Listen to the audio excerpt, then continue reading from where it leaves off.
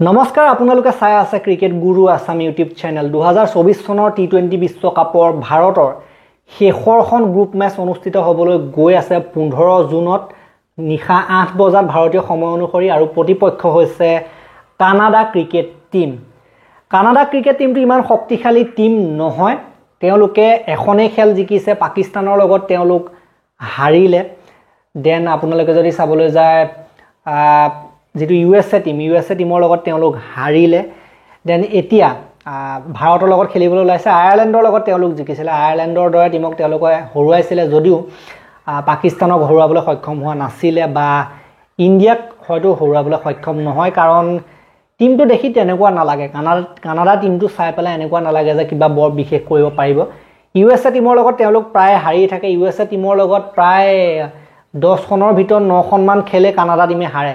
সেইটোলে চাবলৈ গ'লে ইউএসএ যেটো টিম আছিলে, ইউএসএ টিমটোতকে মই বেয়া টিম বুলি ক'ব বিচাৰিম। ইউএসএ টিমটোৰ দৰে ফাইট দিব হয়তো নোৱাৰিব কানাডা টিমটো, আৰু কানাডা টিমটোতো সেই একেই, ভাৰতৰ প্লেয়াৰ অধিক সংখ্যক আছে, বহুত আছে, আৰু লগতে পাকিস্তানৰো কিছুমান প্লেয়াৰ তাত দেখিবলৈ পাব।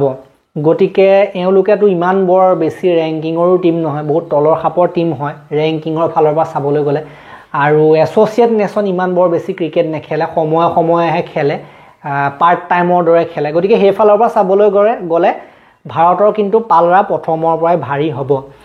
আৰু খেলখন যিখন জেগাত হ'ব, খেলখন হোৱা জেগাখনৰ নাম হৈছে লাউডাৰ হিল। বৰ আচৰিত ধৰণৰ নামটো হৈছে লাউডাৰ হিল, আমেৰিকাৰ ফ্লৰিডাৰ লাউডাৰ হিল নামৰ জেগাখনত হ'ব খেলখন। আৰু এইখন ষ্টেডিয়ামত ভাৰতে আগতে খেলিছে, ৱেষ্ট ইণ্ডিজলৈ যেতিয়া ভাৰতে আগতে যায় কেতিয়াবা এখন দুখন টি20 মেচ এইটো ষ্টেডিয়ামতো হয়। গতিকে ভাৰতৰ অভিজ্ঞতা আছে কিছুমান প্লেয়াৰৰ এইখন পিটছত খেলাৰ। গতিকে ভাৰতৰ কথা ক'বলৈ গ'লে এতিয়া ভাৰত অলৰেডি কোৱালিফাইড হৈয়ে গ'ল ছুপাৰ 8লৈ, গতিকে ইমান টেনশ্যন নাই। এইখন জিকিলেও একো নাই, হাৰিলেও একো নাই, ফলাফলে একো মানে সাধাৰণতে প্ৰভাৱ নেপেলায়। ছুপাৰ 8টো এনেও পালে তেনেও পালে, গতিকে এইখনত ইমান মাথা মাৰি লাভ নাই। এইখনত সাধাৰণতে যিসকল প্লেয়াৰে পাৰফৰ্ম কৰি আছে সেইসকলক সাধাৰণতে অলপ ৰেষ্ট দিব লাগে। যিবিলাক ইম্পৰ্টেণ্ট প্লেয়াৰ হয় ছুপাৰ 8ৰ কাৰণে তেওঁলোকক কিন্তু ৰেষ্ট দিয়াটো মই বিচাৰোঁ। হাৰ্দিক পাণ্ডিয়াক ৰেষ্ট দি দিয়ক, ইম্পৰ্টেণ্ট প্লেয়াৰ হয়, অলৰাউণ্ডাৰ প্লেয়াৰ। দেন ঋষভ পন্তক পাৰিলে ৰেষ্ট দিয়ক, কাৰণ তেখেতে একাধিক্ৰমে ৰান কৰি আছে, দায়িত্ব লৈ পেলাই খেলিছে, অলপ ৰেষ্ট দিব লাগে। ৰোহিত শৰ্মা আৰু বিৰাট কোহলিক ৰেষ্ট দিব নালাগে, ৰোহিত শৰ্মাটো কেপ্টেইন হিচাপে খেলিবই লাগিব। বিৰাট কোহলিক ৰেষ্ট দিব নালাগে, কাৰণ বিৰাট কোহলিৰ ৰান অহা নাই বেটৰ পৰা, গতিকে অলপ ইউজটো হ'বলৈ দৰকাৰ আছে। ৰোহিত শৰ্মা আৰু বিৰাট কোহলি অলপ খেলক। দেন জয়ছোৱালক আনি চাব পাৰে, জয়ছোৱাল মানে হাৰ্দিক পাণ্ডিয়াক যদি বহুৱাই দিয়ে তেতিয়া জয়ছোৱালক আনিব পাৰে। ডুবে খেলক বাৰু, একো নাই, ডুবে খেলক, হাৰ্দিক পাণ্ডিয়াহে বেছি ইম্পৰ্টেণ্ট যিহেতু মই ভাবোঁ। বাকী কুলদীপ চাহলক এতিয়ালৈকে খেলোৱা নাই, এখন খেল খেলোৱা নাই, আৰু ৱেষ্ট ইণ্ডিজত হয়তো কোনোবা এজনক খেলাব বুলি এতিয়া খবৰ ওলাই আছে। খবৰত শুনিছোঁ যে ৱেষ্ট ইণ্ডিজত কুলদীপ আৰু চাহলৰ ভিতৰত কোনোবা এজনক খেলাব পাৰে। তেনে অৱস্থাত এইখন খেলত নমাই চাওক, টেষ্ট কৰি চাওক। বাকী জাদেজা বা অক্সৰ কোনোবা এজনক বহাব পাৰে তেওঁলোকৰ ঠাইত, কাৰণ কোনো স্পিনাৰ দুজনৰ ভিতৰত কোনোবা এজনক খেলাবলৈ হ'লেও কোনোবা এজনটো বহিবই লাগিব। গতিকে ইমান টেনশ্যন নাই, ইমান বৰ কঠিন খেল নহয়, আৰু ইমান ফলাফলটো ইমান মেটাৰ নকৰে, একো দৰকাৰেই নাই, কেছ নাই। মানে এতিয়া কোৱালিফাই হ'ল যেতিয়া, কিউ লাগে, নামৰ আগত কিউ লাগি গ'ল যেতিয়া, সেইবিলাক হৰা জিকাৰ লগত কথাই নাই। এনেও নাহাৰেই বাৰু, যেনেকৈ খেলিলেও ইণ্ডিয়াই সেইখন খেল জিকিব, সেইটো আমাৰ বিশ্বাস আছে সম্পূৰ্ণ। কাৰণ যিটো টিমে আজিলৈকে আমেৰিকাৰ দৰে টিমৰ লগতে 10খনমান খেল একেৰাহে হাৰি আহিছে, সেইটো টিমক মই শক্তিশালী বুলিতো ক'ব নিবিচাৰোঁৱে, আপছেটটো কৰিব নোৱাৰে। গতিকে ইমান খেলি মেলি ইমান সমস্যা নাই ভাৰতৰ কাৰণে, ইমান টেনশ্যন নাই। গতিকে ভালদৰে খেলিব লাগে, আৰু মেইন যিসকলে ৰান কৰা নাই কেইটামান ৰান কৰি লোৱাৰ বহুত সুযোগ আছে, বিশেষকৈ কোহলিৰ বেটৰ পৰা কেইটামান ৰান যদি ওলাই সেইটো ভাল হ'ব। জয়ছোৱালক দিয়ক, কোহলিক 1 ডাউন দিয়ক, সেইটোৱে বিচাৰোঁ, সেইটো সকলোৱে বিচাৰি আছে, কিন্তু এতিয়ালৈকে হোৱা নাই। কোহলি আৰু ৰোহিতে অপেনিং কৰি আছে, যাৰ কাৰণে কোহলিটো ফেইলেই হৈ আছে একেৰাহে। গতিকে কোহলিৰ পৰা স্পেচিয়েল ইনিংছ পোৱা নাই, দেখা নাই কাৰণে কিন্তু বহুত মানুহ অসন্তুষ্ট হৈ আছে।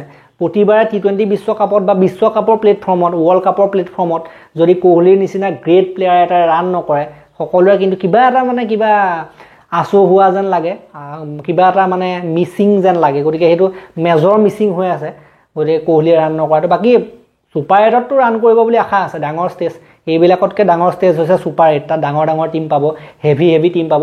আৰু এইবাৰ ৱৰ্ল্ড কাপটো চাবলৈ গ'লে শ্ল' পিটছ, আমেৰিকা, আমাৰ ভাৰতৰ যিবিলাক মেচ পৰিলে, পাকিস্তানৰ খেলখনৰ বাদে বা আমেৰিকাৰ খেলখনতো অলপ ফাইট হৈছিলে, কিন্তু ইমান বেছি ভাল লগা নাই চাই, ইমান বেছি মানে ৰান হোৱা নাই টি20 খেলৰ ৰান হ'ব লাগে সেইটো সকলোৱে কয় অলপ ৰান হ'লে ভাল লাগে চাই গতিকে ৰান চান হোৱা নাই কিন্তু অলপ ৰান হ'ব যেতিয়া ছুপাৰ 8ৰ মেচবিলাক হ'ব ৱেষ্ট ইণ্ডিজলৈ যাবগৈ তেতিয়া তাত ৰান অলপ হ'ব গতিকে তাত আকৌ টিমো বেলেগ শক্তিশালী টিম আহিব গতিকে তাত অলপ ফাইটিং হ'ব তাত চাই ভাল লাগিব তাত কিন্তু হৰা জিকাৰ নিশ্চয়তা দিব নোৱাৰি এতিয়াতো এইবিলাক খেলত হৰা জিকাৰ নিশ্চয়তাটো দিব পাৰি সাধাৰণতে কিন্তু তাৰ কথা বেলেগ হৈ যাব ৱেষ্ট ইণ্ডিজৰ কথা কিন্তু বেলেগ হৈ যাব গতিকে চাবলগীয়া হ'ব ৱেষ্ট ইণ্ডিজত গৈ পেলাই কেনেকুৱা প্ৰদৰ্শন হয়গৈ গতিকে যি কি নহওক আমি এই প্লেয়িং 11 কেনেকুৱা হ'ব পাৰে মই এইটো যথেষ্ট আলোচনা কৰিলোঁ তাৰ পৰা গম পাইছে আপোনালোকে অলপ যি কি নহওক আমি চাই লৈ আহক আৰু লগতে বৰষুণৰ কিবা সম্ভাৱনা আছে নেকি বৰষুণ দুদিন ধাৰাসাৰ বৰষুণ আছে গতিকে ভাৰতৰ খেলৰ সময়তো বৰষুণ আছে নেকি সেইটো আমি আপডেট দিম ৱেডাৰ ৰিপৰ্টত গম পাব আগত আমি প্লেয়িং 11টো চাম তাৰপৰা ৱেডাৰ ৰিপৰ্টটো চাম চাই লৈ আহক চ' ভাৰতৰ প্লেয়িং 11 এনেকুৱা হ'ব পাৰে যশস্বী জয়ছোৱাল আৰু ৰোহিত শৰ্মাই অপেনিং কৰিব দেন বিৰাট কোহলি যিহেতু ৰোহিত আৰু বিৰাটৰ ৰান ইমান অহা নাই ফৰ্মটো দৰকাৰী গতিকে তেওঁলোকে খেলিব লাগে সঞ্জু চেমছনক ইউজ কৰি চাব পাৰে শেষৰখন খেল হিচাপে পণ্টে যিহেতু ৰান কৰি আছে গতিকে পণ্টক অলপ ৰেষ্ট দিব লাগে স্কাই থাকিব শিৱম ডুবে থাকিব হাৰ্দিক পাণ্ডিয়াক অলপ ৰেষ্ট দিব লাগে এখন খেলৰ কাৰণে ইম্পৰ্টেণ্ট প্লেয়াৰ দেন জাদেজা বা কুলদীপৰ ভিতৰত কোনোবা এজনক খেলাব পাৰে অক্ষৰ বা চাহলৰ ভিতৰত কোনোবা এজনক খেলাব পাৰে যিহেতুকে এওঁলোক দুজনক ইউজ কৰি চোৱা নাই গতিকে এওঁলোক দুজনক খেলাব লাগে চাহল বা কুলদীপ কোনোবা এজনক হ'লেও খেলাই চাব লাগে এইখনত বাকী বুমৰাহ চিৰাজ অৰ্শদীপ সিং থাকিব সেইসকলটো একেই থাকিব পেচ বলাৰসকল আমাৰ 15ৰ ভিতৰত এক্সট্ৰাকৈ পেচ বলাৰ নিয়া নাই গতিকে এওঁলোক কেইজনে খেলিবই লাগিব বাধ্যতামূলকভাৱে বাকী এতিয়া আহিছোঁ কানাডাৰ প্লেয়িং 11লৈ এওঁলোকৰ এৰন জনছন নৱনীত ধালিৱাল নামটো শুনোতে আপোনালোকে গম পাইছে ক'ৰ প্লেয়াৰ হ'ব ভাৰতৰ প্লেয়াৰ হ'ব Pargat Singh then Nicholas Kirton Shreyas নামটো শুনোতে গম পাইছে ক'ৰ প্লেয়াৰ হ'ব দেন ৰবীন্দ্ৰ পাল সিং এখেতো ক'ৰ হ'ব গম পাইছে ছাদ বিন জাফৰ এখেত পাকিস্তানৰ হয় কানাডাৰ হৈ খেলিব দেন ডিলন হেইলিগাৰ কালিম চানা Junaid Siddiqui এখেতো পাকিস্তানৰে then Jeremy Gordon বাকী ৱেডাৰ ৰিপৰ্টৰ কথা ক'বলৈ গ'লে খেলখনৰ সময়ত বৰষুণ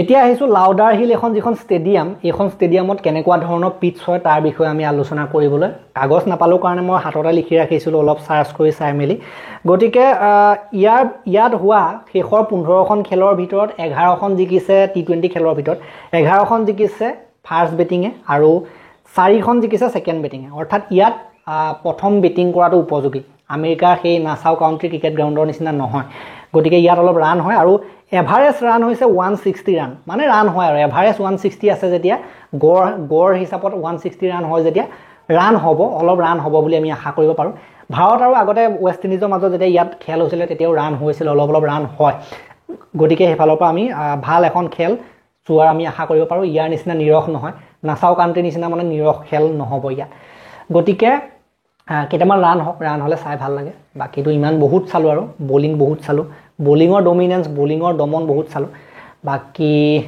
ভালেই হ'ব লাগে খেলখন মোৰ মতে ভাৰতে দমনমূলকভাৱে খেলখন জিকিব লাগে ষ্টাৰ পাৰফৰ্মাৰৰ ভিতৰত ক'বলৈ গ'লে ৰোহিত শৰ্মাই ৰান কৰিলে ভাল লাগিব আৰু আছে সূৰ্যকুমাৰ যাদৱেতো সেইদিনাখন ভাল কৰিছিলে গতিকে এইখন খেলত মানে অলপ এটেকিং দেখা যাব আৰু বাকী যি কি নহওক এই ভিডিঅ'টো মই ইমানটা সমাপ্ত কৰিলোঁ ভাল লাগিলে যদি লাইক কৰক শ্বেয়াৰ কৰক আৰু চেনেলটোলৈ নতুনকৈ আহিছে যদি ছাবস্ক্ৰাইব কৰি ঘণ্টাটো দবাই থৈ যাবলৈ নাপাহৰিব শ্বেয়াৰ কৰাটো আমাৰ চেনেলটো আগবাঢ়ি যোৱাৰ ক্ষেত্ৰত প্ৰয়োজনীয় গতিকে আপোনালোকে এইখিনি কৰি দিব ধন্যবাদ